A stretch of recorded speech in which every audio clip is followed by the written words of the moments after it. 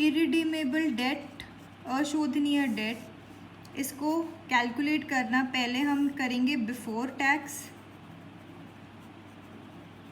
और फिर हम इसकी आफ्टर टैक्स की वैल्यू निकालेंगे। आफ्टर टैक्स हमें टैक्स देने के बाद हमें इसकी क्या कॉस्ट पड़ती है।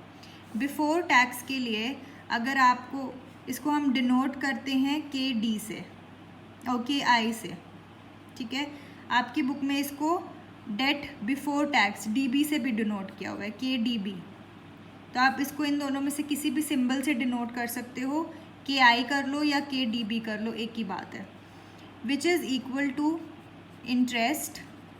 ये इंटरेस्ट हम कैसे निकालेंगे, जो भी आपका कूपन रेट है उसको आप मल्टीप्लाई कर दोगे फेस वैल्यू से, ये आप इंटरेस्ट पे करते हो।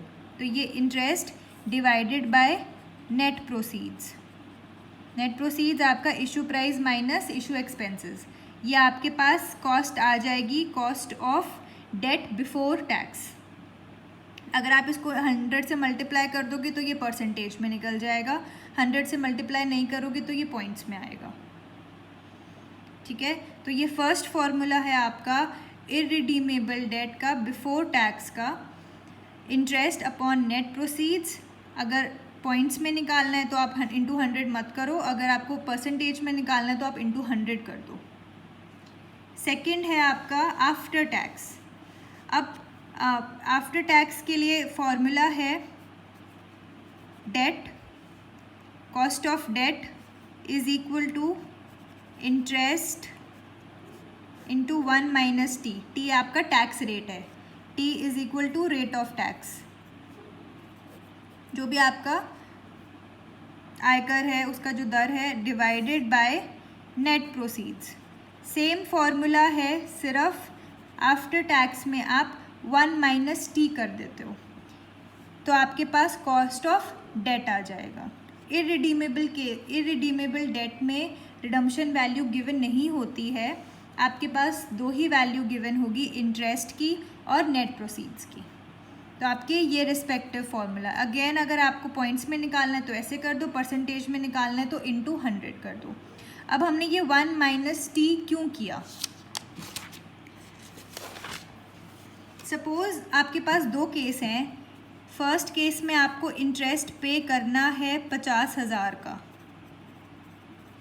और सेकंड केस में आपको कोई इंटरेस्ट पे नहीं करना, सारा आपका अपना पैसा है। और टैक्स का रेट है, इस केस में भी 50% है और इस केस में भी 50% है। और आपके पास जो प्रॉफिट है बिफोर इंटरेस्ट और टैक्स, यानी कि टैक्स और इंटरेस्ट देने से पहले आपका प्रॉफिट इधर 1 लाख रुपए का है और इधर भी 1 लाख रुपए का है। इसमें आप 50,000 रुपये इंटरेस्ट पे करोगे, इसमें आप नहीं करोगे। तो पहले तो आप इंटरेस्ट पे करो माइनस इंटरेस्ट। इसमें आप 50,000 इंटरेस्ट पे कर रहे हो, इसमें आप कोई इंटरेस्ट पे नहीं कर रहे हो। तो इंटरेस्ट के बाद प्रॉफिट बिफोर टैक्स आपका 50,000 आ गया और इधर आपका 1 लाख आया। अब इसमें से आप माइनस कर दो टैक्स, कितना है 50%। 50% ऑफ 50,000 25,000, 50% ऑफ 1 लाख 50,000। अब आपके पास आ गया प्रॉफिट आफ्टर टैक्स 25,000 और यहाँ पे आया 50,000। तो यहाँ पे आप 50,000 का इंटरेस्ट पे कर रहे हो, लेकिन आपके प्रॉफिट आफ्टर टैक्स में सिर्फ 25,000 का फ़र्क है, ठीक है। आप यहाँ 50,000 रुपये पे कर रहे हो, लेकिन आपका जो आफ्टर टैक्स सब कुछ करने के बाद जो आपका प्रॉफिट है, यहाँ पे 25,000 रुपये प्रॉफिट है, यहाँ पे 50 है। तो यहाँ पे 25,000 का फ़र्क क्यों है, 50,000 का होना चाहिए, आपने तो यहाँ पे 50,000 एक्स्ट्रा पे किए हैं। वो फ़र्क इसलिए है क्योंकि आपने जो टैक्स है वो आफ्टर इंटरेस्ट के अमाउंट पे कैलकुलेट किया है। तो जो आपका जो टैक्स है वो 50,000 नहीं जा रहा, 25,000 जा रहा है, ठीक है। तो आपने यहाँ पे 25,000 रुपये सेव कर लिए टैक्स के।